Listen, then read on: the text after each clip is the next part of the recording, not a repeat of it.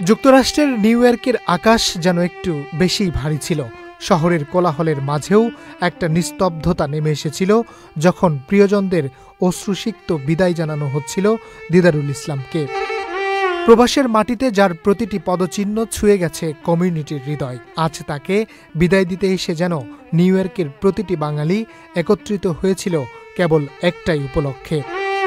বাংলাদেশি বংশোদ্ভূত দিদারুল ইসলামকে শেষ শ্রদ্ধা জানাতে জড়ো হয়েছিলেন 20,000 মুসলিম। জানাজার পর মসজিদ প্রাঙ্গণ থেকে বের করা হয় আমেরিকার পতাকায় মোড়ানো দিদারুলের কফিন। সেই মুহূর্তে হঠাৎ ঝরতে থাকে বৃষ্টি। প্রকৃতি যেন কাঁদছিল এক সৎ সাহসী পুলিশ অফিসারের চলে যাওয়ায়। বাংলাদেশের মৌলভীবাজার থেকে উঠে আসা দিদারুল মাত্র 20 বছর বয়সে আমেরিকায় পাড়ি জমান। 2019 সালে নিউ ইয়র্কে পুলিশে যোগ দেন স্কুল সেফটি এজেন্ট হিসেবে। অল্প কয়েক বছরের মধ্যেই তিনি হয়ে উঠেছিলেন বিভাগের অন্যতম উদীয়মান সদস্য। গত 28 জুলাই সোমবার সন্ধ্যায় ম্যানহাটনের পার্ক অ্যাভিনিউয়ে দায়িত্ব পালনকালে বন্দুকধারীর হামলার শিকার হন দিদারুল। ইউনিফর্ম পরে বিভাগ অনুমোদিত এক নিরাপত্তা কার্যক্রমে অংশ নিচ্ছিলেন তিনি। সেই সময়ই ঘটে সেই নারকীয় হামলা। শেষ শ্রদ্ধা জানাতে বিশিষ্ট ব্যক্তিদের পাশাপাশি উপস্থিত ছিলেন নিউ ইয়র্ক পুলিশ বিভাগের 5,000 সদস্য।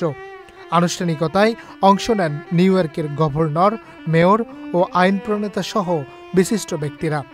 তুলে ধরেন দিদারুলের বিরচিত আত্মত্যাগের কথা। প্রবাসের মাটিতে দিদারুল শুধু একজন মানুষ ছিলেন না, ছিলেন আশ্রয়, ভরসা আর নির্ভরতার আরেক নাম। আজ তিনি নেই, কিন্তু তার স্মৃতি, তার কর্ম, তার রেখে যাওয়া ভালোবাসা বেঁচে থাকবে নিউ ইয়র্কের অলিতে গলিতে, বাংলাদেশের কোটি মানুষের হৃদয়ে।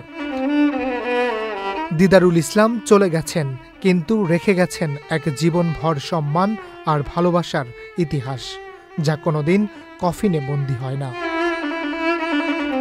Harunur Rashid, channel I. Bundle থাকলে প্রতি সেনমানিতে টাকা বাঁচবে। বিকাশ সেনমানি বান্ডেল কিনে জিতুন প্রতি লেনদেনে।